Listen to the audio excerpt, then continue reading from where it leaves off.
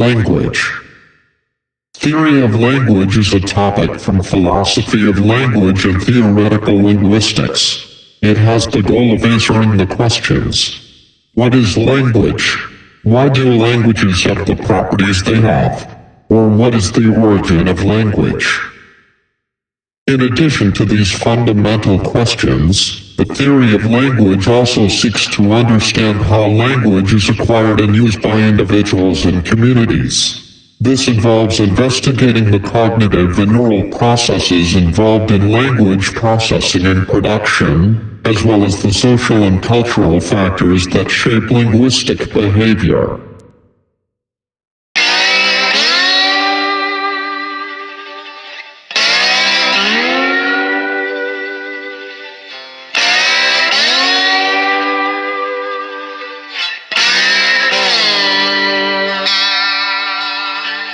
English language. English is a West Germanic language in the Indo-European language family, whose speakers, called Anglophones, originated in early medieval England. The namesake of the language is the Angles, one of the ancient Germanic peoples that migrated to the island of Great Britain. Modern English is both the most spoken language in the world and the third most spoken native language, after Mandarin Chinese and Spanish. It is also the most widely learned second language in the world, with more second language speakers than native speakers. English is either the official language or one of the official languages in 59 sovereign states, such as in India, Ireland, and Canada.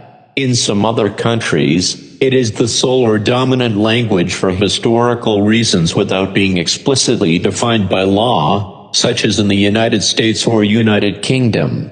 It is a co-official language of the United Nations, the European Union, and many other international and regional organizations. English accounts for at least 70% of total speakers of the Germanic language branch, and as of 2005, it was estimated that there were over 2 billion speakers worldwide. Old English emerged from a group of West Germanic dialects spoken by the Anglo-Saxons. Late Old English borrowed some grammar and core vocabulary from Old Norse, a North Germanic language. Then, Middle English borrowed words extensively from French dialects, which make up about 28% of modern English words, and from Latin, which also provides about 28%. Thus, although most of its vocabulary now comes from Romance languages, its grammar, phonology, and most commonly used words keep it genealogically classified under the Germanic branch. English exists on a dialect continuum with Scots, and then is most closely related to the Low Saxon and Frisian languages. English is an Indo-European language and belongs to the West Germanic group of the Germanic languages. Old English originated from a Germanic tribal and linguistic continuum along the Frisian North Sea coast, whose languages gradually evolved into the Anglic languages in the British Isles, and into the Frisian languages and Low German Low Saxon on the continent.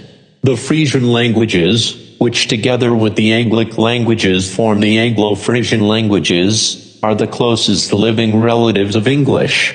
Low German Low Saxon is also closely related, and sometimes English, the Frisian languages, and Low German are grouped together as the Ingvaeonic, North Sea Germanic languages, though this grouping remains debated. Old English evolved into Middle English, which in turn evolved into Modern English. Particular dialects of Old and Middle English also developed into a number of other Anglic languages, including Scots and the extinct Fingalian dialect and Yola language of Ireland. Like Icelandic and Faroese, the development of English in the British Isles isolated it from the continental Germanic languages and influences, and it has since diverged considerably. English is not mutually intelligible with any continental Germanic language, differing in vocabulary, syntax, and phonology, although some of these, such as Dutch or Frisian, do show strong affinities with English, especially with its earlier stages. Unlike Icelandic and Faroese, which were isolated, the development of English was influenced by a long series of invasions of the British Isles by other peoples and languages, particularly Old Norse and Norman French. These left a profound mark of their own on the language, so that English shows some similarities in vocabulary and grammar with many languages outside its linguistic clades, but it is not mutually intelligible with any of those languages either. Some scholars have argued that English can be considered a mixed language or a Creole, a theory called the Middle English Creole hypothesis. Although the great influence of these languages on the vocabulary and grammar of modern English is widely acknowledged, most specialists in language contact do not consider English to be a true mixed language. English is classified as a Germanic language because it shares innovations with other Germanic languages such as Dutch, German, and Swedish. These shared innovations show that the languages have descended from a single common ancestor called Proto-Germanic. Some shared features of Germanic languages include the division of verbs into strong and weak classes, the use of modal verbs, and the sound changes affecting Proto-Indo-European consonants, known as Grimm's and Werner's laws. English is classified as an Anglo-Frisian language because Frisian and English share other features, such as the palatalization of consonants that were velar consonants in Proto-Germanic. See phonological history of Old English palatalization. English has had a strong influence on the vocabulary of other languages. The influence of English comes from such factors as opinion leaders in other countries knowing the English language, the role of English as a world lingua franca, and the large number of books and films that are translated from English into other languages. That pervasive use of English leads to a conclusion in many places that English is an especially suitable language for expressing new ideas or describing new technologies. Among varieties of English, it is especially American English that influences other languages. Some languages, such as Chinese, write words borrowed from English mostly as calques, while others, such as Japanese, readily take in English loanwords written in sound-indicating script. Dubbed films and television programs are an especially fruitful source of English influence on languages in Europe.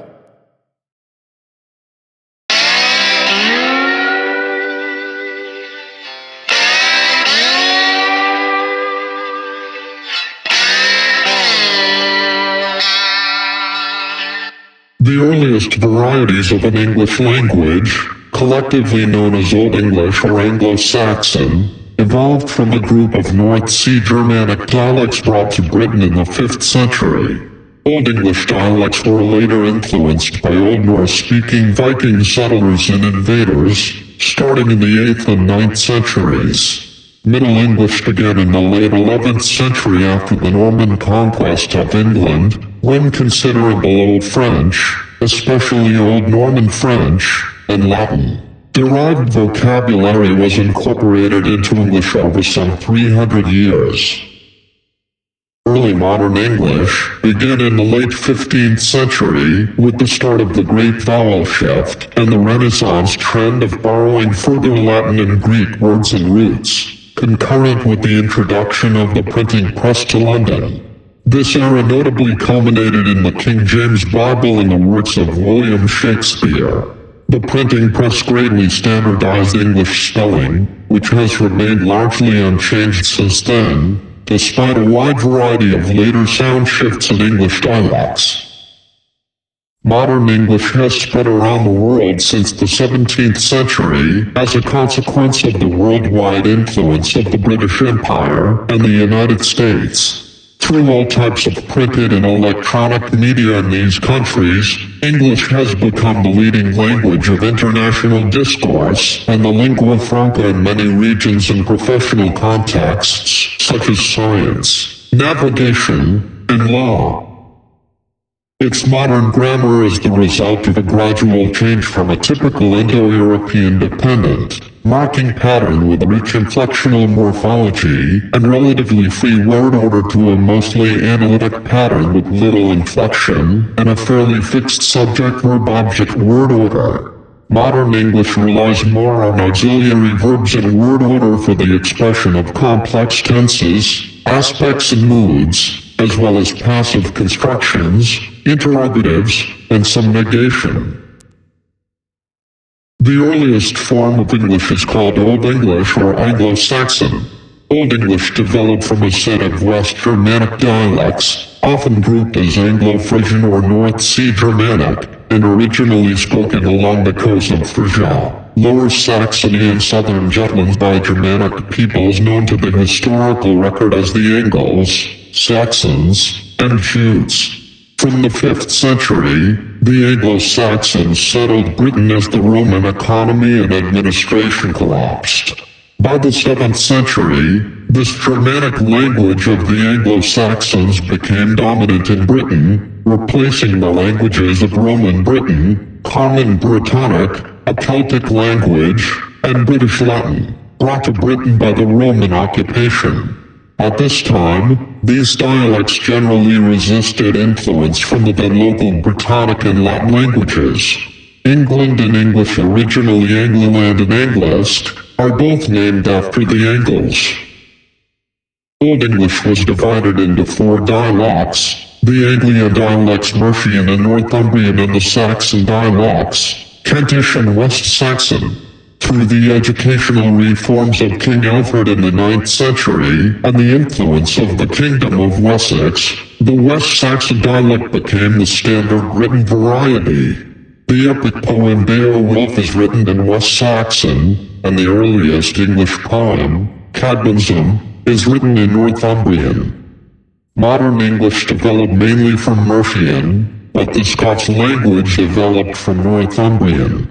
A few short inscriptions from the early period of Old English were written using a runic script. By the 6th century, a Latin alphabet was adopted, written with half-uncial letter forms. It included the runic letters Win and Thorn letter Thorn, and the modified Latin letters EDH letter F, and Asha ligatura. Old English is essentially a distinct language from modern English and is virtually impossible for 21st century unstudied English speakers to understand.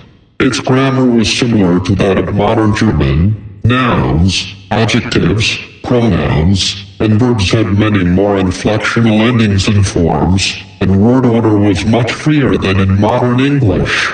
Modern English has case forms and pronouns, he, him, his, and has a few verb inflections: speak, speaks, speaking, spoke, spoken. But Old English had case endings in nouns as well, and verbs had more person and number endings.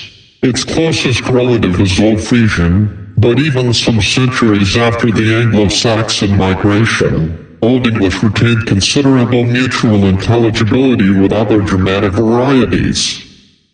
Even in the 9th and 10th centuries, amidst the Danelaw and other Viking invasions, there is historical evidence that Old Norse and Old English retained considerable mutual intelligibility, although probably the northern dialects of Old English were more similar to Old Norse than the southern dialects. Theoretically, as late as the 900s AD, a commoner from certain northern parts of England could hold a conversation with a commoner from certain parts of Scandinavia. Research continues into the details of the myriad tribes and peoples in England and Scandinavia and the mutual contacts between them.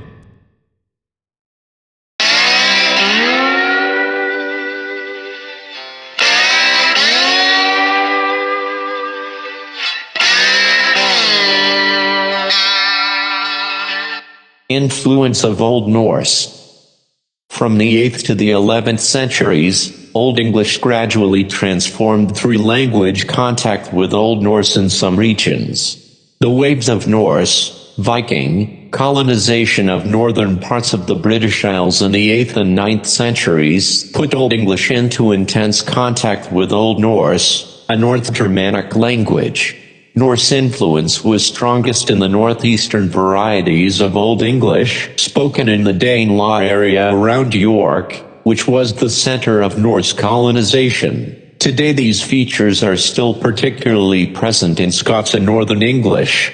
The center of Norsified English was in the Midlands around Lindsey. After 920 Common Era, when Lindsey was reincorporated into the Anglo-Saxon polity, English spread extensively throughout the region. An element of Norse influence that continues in all English varieties today is the third-person pronoun group beginning with th, they, them, their, which replaced the Anglo-Saxon pronouns with h, hi, him, hera, period. Other core Norse loanwords include give, get, sky, skirt, egg, and cake, typically displacing a native Anglo-Saxon equivalent. Old Norse in this era attained considerable mutual intelligibility with some dialects of Old English, particularly northern ones. Although, from the beginning, Englishmen had three manners of speaking: Southern, Northern and Midland speech in the middle of the country. Nevertheless, through intermingling and mixing, first with Danes and then with Normans, amongst many the country language has arisen, and some use strange stammering, chattering, snarling, and grating gnashing. Middle English is often arbitrarily defined as beginning with the conquest of England by William the Conqueror in 1066, but it developed further in the period from 1200 to 1450. With the Norman conquest of England in 1066, the now Norsified Old English language was subject to another wave of intense contact, this time with Old French, in particular Old Norman French. Old Norman French in England eventually developed into Anglo-Norman. Because Norman was spoken primarily by the elites and nobles, while the lower classes continued speaking English, the main influence of Norman was the introduction of a wide range of loanwords related to politics, legislation and prestigious social domains. Middle English also greatly simplified the inflectional system, probably in order to reconcile Old Norse and Old English, which were inflectionally different but morphologically similar. The distinction between nominative and accusative cases was lost except in personal pronouns, the instrumental case was dropped, and the use of the genitive case was limited to indicating possession. The inflectional system regularized many irregular inflectional forms, and gradually simplified the system of agreement, making word order less flexible. In Wycliffe Bible of the 1380s, the verse Matthew 8:20 was written, Foxes haunt hens, and Britus of hewing haunt nestis. Here the plural suffix n on the verb have is still retained, but none of the case endings on the nouns are present. By the 12th century Middle English was fully developed, integrating both Norse and French features. It continued to be spoken until the transition to early modern English around 1500. Middle English literature includes Geoffrey Chaucer's The Canterbury Tales, and Thomas Malory's La Morte Arthur. In the Middle English period, the use of regional dialects in writing proliferated, and dialect traits were even used for effect by authors such as Chaucer. The next period in the history of English was Early Modern English, 1500 to 1700. Early Modern English was characterized by the Great Vowel Shift, 1350 to 1700, inflectional simplification, and linguistic standardization. The Great Vowel Shift affected the stressed long vowels of Middle English. It was a chain shift, meaning that each shift triggered a subsequent shift in the vowel system. Mid and open vowels were raised, and closed vowels were broken into diphthongs. For example, The word bide was originally pronounced as the word beat is today, and the second vowel in the word about was pronounced as the word boot is today. The great vowel shift explains many irregularities in spelling since English retains many spellings from Middle English, and it also explains why English vowel letters have very different pronunciations from the same letters in other languages. English began to rise in prestige relative to Norman French during the reign of Henry V. Around 1430, the Court of Chancery in Westminster began using English in its official documents, and a new standard form of Middle English, known as Chancery Standard, developed from the dialects of London and the East Midlands. In 1476, William Caxton introduced the printing press to England and began publishing the first printed books in London, expanding the influence of this form of English. Literature from the early modern period includes the works of William Shakespeare and the translation of the Bible commissioned by King James I. Even after the vowel shift, the language still sounded different from modern English. For example, the consonant clusters K, N, and SW in night, nat, and sword were still pronounced. Many of the grammatical features that a modern reader of Shakespeare might find quaint or archaic represent the distinct characteristics of early modern English. In the 1611 King James Version of the Bible, written in early modern English, Matthew 8:20 says, "The foxes whore holes and the birds of the air haw nests."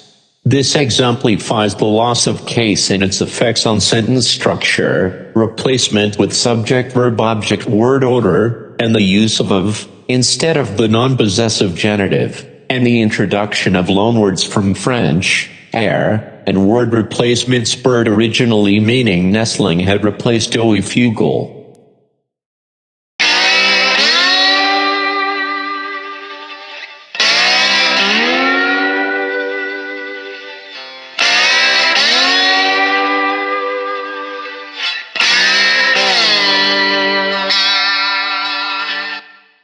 Spread of modern English. By the late 18th century, the British Empire had spread English through its colonies and geopolitical dominance. Commerce, science and technology, diplomacy, art, and formal education all contributed to English becoming the first truly global language. English also facilitated worldwide international communication. English was adopted in parts of North America, parts of Africa, Oceania, and many other regions. When they obtained political independence, some of the newly independent states that had multiple indigenous languages opted to continue using English as the official language to avoid the political and other difficulties inherent in promoting any one indigenous language above the others. In the 20th century, the growing economic and cultural influence of the United States and its status as a superpower following the Second World War has, along with worldwide broadcasting in English by the BBC and other broadcasters, caused the language to spread across the planet much faster. In the 21st century, English is more widely spoken and written than any language has ever been. As modern English developed, explicit norms for standard usage were published and spread through official media such as public education and state-sponsored publications. In 1755, Samuel Johnson published his A Dictionary of the English Language, which introduced standard spellings of words and usage norms. In 1828, Noah Webster published the American Dictionary of the English Language to try to establish a norm for speaking and writing American English that was independent of the British standard. Within Britain, non-standard or lower-class dialect features were increasingly stigmatized, leading to the quick spread of the prestige varieties among the middle classes. In modern English, the loss of grammatical case is almost complete. It is now only found in pronouns, such as he and him, she and her, who and whom, An SVO word order is mostly fixed. Some changes, such as the use of do support, have become universalized. Earlier English did not use the word do as a general auxiliary as modern English does. At first it was only used in question constructions, and even then was not obligatory. Now, do support with the verb have is becoming increasingly standardized. The use of progressive formsing appears to be spreading to new constructions, and forms such as have been being built are becoming more common.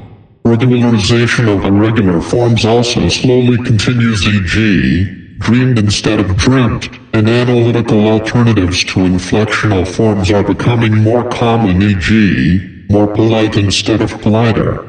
British English is also undergoing change under the influence of American English, fueled by the strong presence of American English in the media and the prestige associated with the United States as a world power.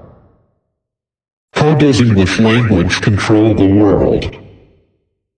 This book explains how the English language is the source of power behind religion, education, and the government, the ultimate tool of social control that hidden and powerful interests use to enslave us. It shows how the dictionary defines the way thoughts and concepts are formed using English as the language medium. It also reveals how the Bible defines behaviorism, religious beliefs, and social mores, while serving as a foundation for government in the US, Canada, and Britain. This one-of-a-kind book offers you a very clever and provocative look at how the English language is used to manipulate people's thoughts, and how America has become the pawn to control the world's masses. It lays out clearly how language shapes human thought via the media, and how large bodies of human thought energy can shape events. It takes the reader deep into the mystery surrounding the origins of the English language, the most ingenious and diabolical mind control tool ever devised by man. How could anything be more powerful, dictatorial, and persuasive than this? This book has the answers, painstakingly brought forth by its author over many years of deep research. It explores how separate languages were selectively merged together to form a powerful, covert tool. This synthesis became the vicarious, confusing, universal English language that controls us all. Education is an option. Don't let their invention control you. Choose what you want to dictate your own life. Do not depart from your culture, and let their brainchild of jurisdiction be in control of your own world. Thanks for watching.